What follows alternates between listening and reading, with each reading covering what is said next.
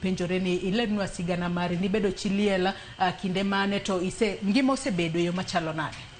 Kachako adukero kamano Joyce, kalose wach mar bedo chiliel, sani en dweche 11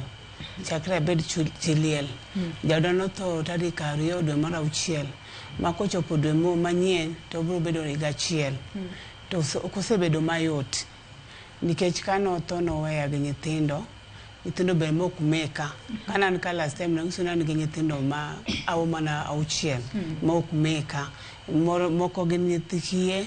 moko gi nyithindo mojwang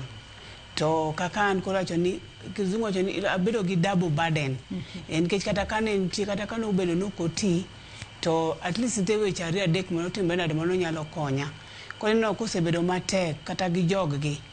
kony magimiya ongen mana ma nyathina mantie grade 7 ni ema ginyalo chulo ne tuition mag school but kako chiemo kaka girwakre nitie wiya to kalero ni tich be aonge go kaka sani nan gi saloon to nokwal 2019 kosebedo mayot kuma mak mana Nyasaye kok Nyasaye dikoro akapar ka dikoro antie. Awe wawinja ne Sylvia bende. Sylvia karwa kitwa kukinyi makauni bende dago mar mondo mi lenwa ni into ni bedo chiliel karang'o